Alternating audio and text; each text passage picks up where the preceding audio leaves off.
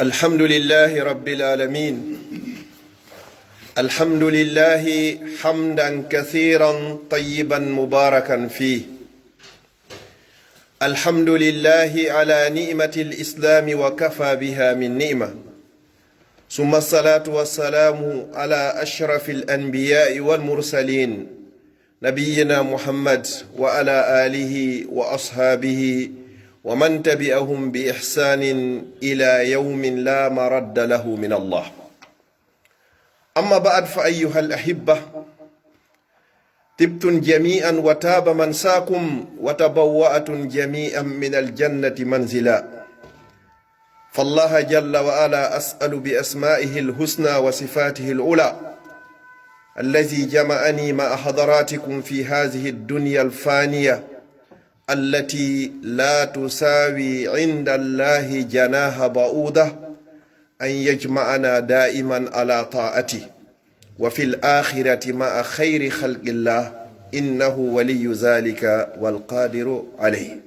أما بعد، فائروني بالقلوب والأسماء، أسأله جل وعلا أن يجعل كل كلمة أقولها هنا خالصة لوجه الكريم، وكما أسأله جل في أولى أن يجعلكم من الذين يستمعون القول فيتبعون أحسنه، أولئك الذين هداهم الله وأولئك هم أولو الألباب. أيها الأحبة، سؤال يطرح نفسه ويقول: لماذا كانت الصلاة خير من النوم؟ سوف نجيب عن هذا السؤال. ففي أذان الفجر نقول الصلاة خير من النوم. لماذا؟ سوف نجيب إن شاء الله بحول الله وقوته. musidɓe julɓe tedduɓe, ɓaawo en yettude o bajjo siniiɗo wawɗo mo ronkata wiyeteeɗo Allah taguɗo en, waɗi en bani adam, waɗi en yimɓe, waɗi en julɓe, waɗi en mofte Muhammadu sallallahu alayhi wa sallam. ɗum ko molal, ɗum ko valeur, ɗum ko teddungal molanangal non. yewtere anne khutba an on ɗo hino yiilo e jaabagol landal gootal ka noddinandu subaka en innay assalatu ko julɗenen khayrum ɓuri e moƴƴude minan nawmi e diɗoygol e diɗanagol. ko fi hon ɗum en yi'e joni jaabawol ɗum ɗo bi isnillahi taala. ado en natande ɗum ɗo inchallah nden toro rabbu samawati wal ardi on, o ɓantuɗo kammuli weƴƴiti leyɗele tagi en waɗi en julɓe. yo Allah yaafo kala mawɓe meɗen faatiɓe adiɓe e sakkitiɓe. luttuɓɓen hakkudeji meɗen toro Allah yo Allah ɓoyndu en e maɓɓe. enen kadi yo Allah hokkor en ko du'anno en ñande hewtani en ka hewtani ɓe. miɗo toro Allah subhanahu wa ta'ala marɓe sattendeji ɗin fof, ɗi suuɗi wo ɗi feeñi wo, ko wawi ittande ɓe ɗi wo ko Allah yo Allah ittanɓe. yo toro rabbul ibadi on marɓe ɓen fof ko Allah woni ko okkori ɓe, yo Allah ɓeydan ɓe waɗa barki e muɗum. ɓe jogaki ɓen kadi fop en tori Allah ko Allah woni okkowo, yo Allah okkorɓe ko laaɓi, ko ɗuuɗi, ko dagi, ko waɗa barki. musidɓe meɗen wonɓe hoore laawi faalaɓe lumbirgol, kala ka ɓe faalira tawata hino moƴƴani ɓe ka gurna e ka mayde, yo Allah newnanɓe ya rabbal alamin. limaza kanat salatu khayrun min annawm?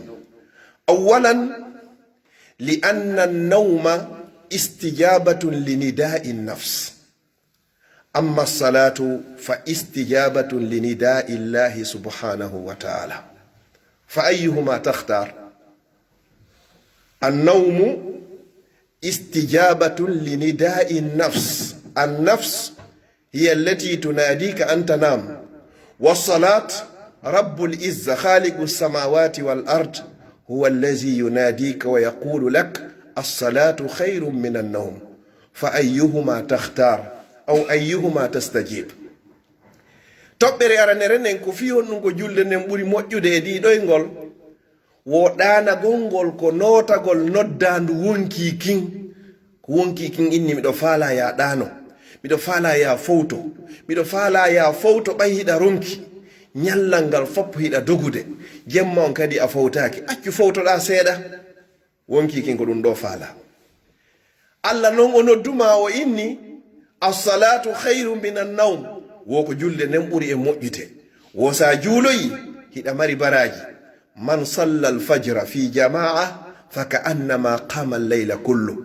awa dey wosa juuloyi julde subaka nden ka juulirde ɗa mari baraji wona fuɗo jemma on fuu ko hombo e majji wonɗa e notade a nototo wonkikin ɗanoɗa ka nototo allahu subhanahu wa ta'ala heɓa baraji nafuɗo jemma fop sabu ko heɓoyɗa julde jamma kon ka subaka ka juulirde kombo e majji nototoɗa kombo e majji suɓiɗa mo ɓeyo jabana hoore mum ثانيا أيها الأحبة النوم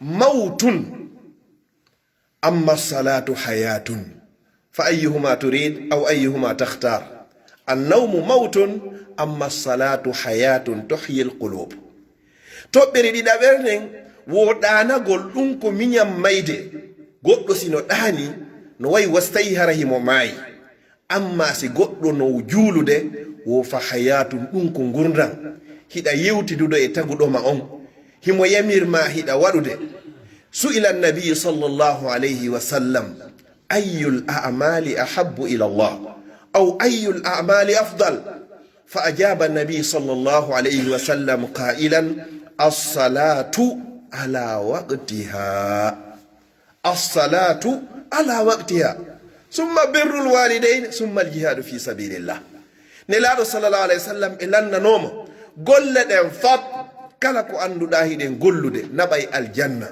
ene ko honnum allah ɓuri yiɗude ko honnum ɓuri e mawnude ka makko subhanahu wa taala landi ɗon ko ɗum ɗo landi ɓurnaɗo tagi fo ngo sallllahu alayhi wa alihi wa sahbihi wa sallam fa ajaba annabi alsalatu ala waqtiha wo ko julde nden e leere mayre tentininon julde subaka ثالثا أيها الأحبة لماذا الصلاة خير من النوم لأن النوم راحة البدن أما الصلاة راحة للروح فأيهما تختار الصلاة راحة للروح أما النوم راحة للبدن woɗanagol ko fowtingol ɓandu amma no yahugol ngol juulo yawo ko fowtingol ruhu ma on si goɗɗo no juulude ruhu on kanko ko ñamata ko dewal wonkikin kañum ko ñamata hiɗen andi ko ki ñamata kon joni noon si a juuloyi haray a fowtini wonki a wonkini ruhu on amma sa jokki ɗanagol haray ko ɓandu ndu woni ko fowtinɗa neɗɗo wallinɗo kaburu wata hawjan ɗanagol himo mari ka o ɗano haraka ko yonata yonay kette woɓɓe no mayno hari en fop meɗen en heɓaka nelaɗo sallallahu alayhi wa sallam ila ɓe faati heɓi duuɓi wulure 400 han joni ɓe no waali woɓɓe mayino ado maɓɓe neniraɓe meɗen e babiraɓe meɗen e soroɓe meɗen e manta soro meɗen ɓe ne heɓi ko waali anana e goɗɗo ina ila baba en an feƴƴini heɓi duuɓi 10 heɓi duuɓi 15 nana goɗɗo ɗo inna ila baba en ma yumma an feƴƴini heɓini duuɓi nogay ma hari mi heɓaka ma hari mi komi bobo mi manditaki ɓe hara fewnoɗa jogui duuɓi 50 e duuɓi 50 ɓe ne ɓi walade si tawino hara ala ko walore ton an kadi a suɓoto ɗanagol ngol fewnoɗo accaɗo yewgol juuloy gongo mo innima ya juulu jemma fop nafa jemma fop ñande be ñande wallahi a wawata fiw kono ɓe inni sa heɓoyi subaka on tun julde jama ka juulirde baraji ma no fata wa nafuɗo jemma on fo goɗɗo wata accu ɗum ɗo perdira ɗum tentini fewno ka sayi o fewniɗo ayyuhal ahibba wassalatu wa khassatan salatu lfajri la yusalliha illa almu'min ولا يحافظ على الصلوات إلا التقي المؤمن الورع الذي يعلم أنه سيقف بين يدي الله يوم القيامة يوم لا ينفع فيه مال ولا بنون إلا من أتى الله بقلب سليم رينتا كو إندي جولande tentini julde subaka ka julirde julde jama si wona aden gomɗinɗo hulowo Allah anduɗo wuuri mayey anduɗo wondema pellet o daroyto yeeso Allah yawmal qiyama o waɗa kontorandi makko ahlul fajri ya ahlal fajri fi'atun muwaffaqatun man yuridu an yakuna min al muwaffaqina falyuhafiz ala salati al fajr haula'i wujuhuhum musfira wa jibahuhum mushriqa wa awqatuhum mubaraka ahlul fajri fi'atun muwaffaqa wujuhuhum musfira وجباههم مشرقة وأوقاتهم مباركة. لماذا؟ لأنهم يحافظون على صلاة الفجر صلاة الجماعة في المسجد. musidɓe julɓe tedduɓe ɓe yimɓe juulayɓe subaka julde jama ka juulirde wo ko ɓe woni fedde hawrindinane nden e sawaba, ko ɓe woni malaɓe ɓen wo ɓeɗo geece maɓɓe ɗen hino jalbi Allah waɗanayɓe hino no annor. bashiril masha'ina ila al masajidi wo weltinir ɓen seppayɓe yaha ka juuli fi zulami bin nuri tami yawma al qiyama. seppa e niɓe, seppa e neese, seppa e nguli hara no huli hewtoya toon ɓeɗo wono wodani ɓe bin nuri tami yawma al qiyama. ko ɓe feƴƴoyta ka hoore sirate lumbiroya gaɗa lando e joomi amen a yettuno men dargal no woodi honto ngal woni. on accino ɗum ɓaawo sabu ko accunoɗa ɗoygol ma futugol, accuɗa sonnaji waaliɗo takko ma, accuɗa yaltuɗa e ɓuuɓol, salligiɗa wakkiliɗa seppugol yaha tottoya o farilla Allah. naafiyoɓe innu hiɗa juula ko ɓay Allah farli e dow maɗa. wo ɓeɗo noon ko ɓe woni hawrindinaɓe e sawaba ɓe. wo geece maɓɓe ɗen no jalbi wa jibahu mushriqa hara hino la'a aynnayi ñande lewru ñande no heeɓi 14. wa awqatuhum mubaraka Allah waɗay kadi barki e tanji maɓɓe ɗin, sa'iji maɓɓe ɗin kala ko ɓe memi Allah waɗay barki, kala ka ɓe tawa Allah waɗay barki e nden jonde ɗon sabu ko ɓe juulata kon subaka. ويقول الكاتب فإن كنت منهم فاحمد الله على فضله. si a laati keno hiɗa jeeya e ɓeɗo فإن كنت من أهل الفجر فاحمد الله على فضله لا بقوتك ولا بجاهك ولا بنسبك بل بفضل منه. ɗum ɗo ko sabu ɓural Allah. sa tawama e ɓeɗo woya yettu Allah weltanoɗamo, jarnamo, sannamo, weltanoɗamo sabuna hiɗa tawa e yimɓe ɓe Allah yiɗi ɓen. ahlul fajri hum ahlullahi wa khassatu. fa in lam takun minhum, si tawi noon a tawaka e ɓeɗo fad'u llaha azza wa jalla an yaj'alaka minhum. جعلني الله وإياكم وسائر المسلمين من أهل الفجر. أقول قولي هذا وأستغفر الله لي ولكم فاستغفروه إنه هو الغفور الرحيم.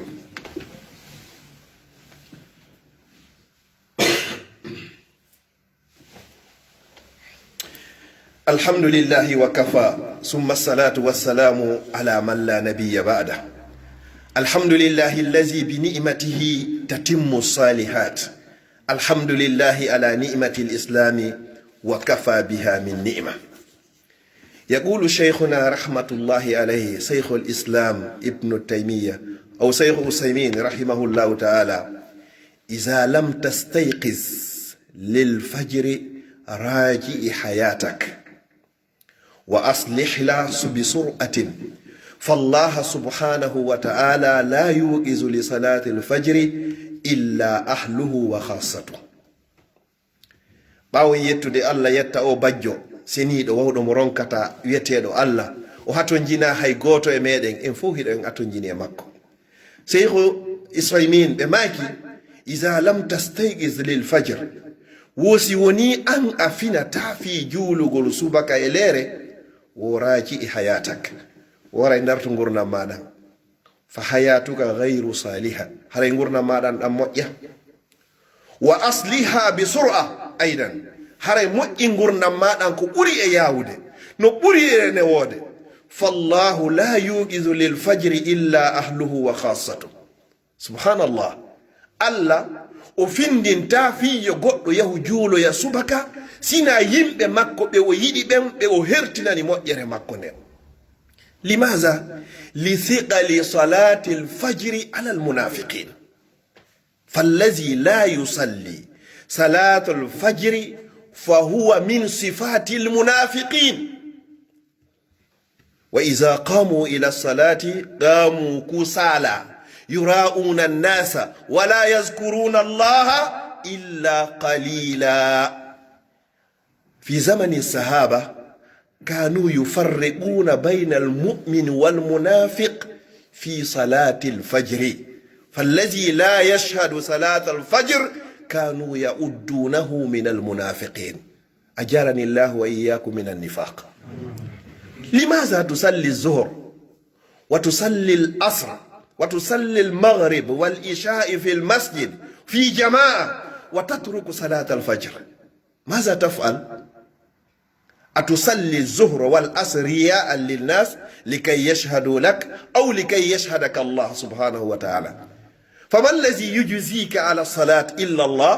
فلماذا تترك صلاة الفجر؟ للنوم أو للراحة أو للصغر أو لأي شيء. لما خلقت؟ لماذا خلقنا الله سبحانه وتعالى؟ وما خلقت الجن والإنس إلا ليعبدون. أحب الأعمال إلى الله الصلاة على وقتها. musidɓe julɓe tedduɓe mo beeyo ndaaro ko waktuuji jelu heɓata julde jama e nder ñalla tentini subaka kala mo yi'uɗa no juula subaka e leer seeditane on ɗon himo mari iman. bi qawli nabi bashiri lmasha'ina ila lmasajidi fi zulami. المقصود هنا صلاة الفجر وصلاة العشاء بالنور التام يوم القيامة، وجوههم مسرقة وجباههم مسرفة وأوقاتهم مباركة. لماذا؟ لأنهم تركوا الشهوات الدنيا لأداء صلاة في المسجد. أيها الأحبة، وقبل أن أختم خطبتي إن شاء الله اسمعوا معي إلى ما يقول شيخنا رحمة الله عليه شيخ أسيمين. يقول كل الدنيا، كل تفيد الأموم، كل الدنيا منذ خلقت إلى أن تفنى وركعتي فجر خير منها. لم يقل صلاة الفجر، قال كل الدنيا بأجمعها وبما فيها منذ خلقت إلى أن يرث الله الأرض ومن عليها فركعتا أو ركعتي الفجر خير منها، مصداقا لقول النبي صلى الله عليه وسلم ركعة الفجر خير من الدنيا وما فيها. ركعة الفجر هي الركعتان التي نصليها قبل صلاة الفجر. أيها الأحبة، إذا كان ركعة الفجر خير من الدنيا وما فيها فما بالكم بصلاة الفجر؟ ركعتي الفجر التي نصليها في الركعة الأولى فاتحة وقل يا أيها الكافرون، وفي الثانية نقرأ الفاتحة وسورة الإخلاص وخلاص نسلم ثم نقيم لأداء صلاة الفجر. وهذه هي المقصودة هنا. الركعة الفجر هي خير من الدنيا وما فيها بأجمعها منذ خلقت إلى أن تفنى. إذن سؤال يطرح نفسه ويقول فما ثواب صلاة الفجر؟ musidɓe julɓe tedduɓe, Cheikh Ousaymin wi wo aduna on fop e kala ko woni e makko ila o taga ha nyande o lanni ko woni e makko wo kanko wo e moƴƴereji fuu wo darɗe ɗiɗi ɗe ruƴƴeten ɗen ado en juulude subaka baraji majje hino ɓuri moƴƴude ɗi o aduna ɗo fuu. na de julde subaka ne si tawi non joni darɗe ɗe ruƴƴeten ɗen ado subaka hino moƴƴi ɓuri aduna on ila o taga ha nyande o lanni, ko honɗum woni baraji subaka on tigi. miɗo toro Allah yo Allah arsuki en juulugol waktuji ɗin fof ka juulirde. اللهم لا تفرج هذا الجنب إلا بذنب مغفور، وأسألك يا ربنا يا خالقنا ويا رازقنا يا مولانا أن توفقنا لأداء الصلوات الخمس في بيت من بيوتك يا رب العالمين.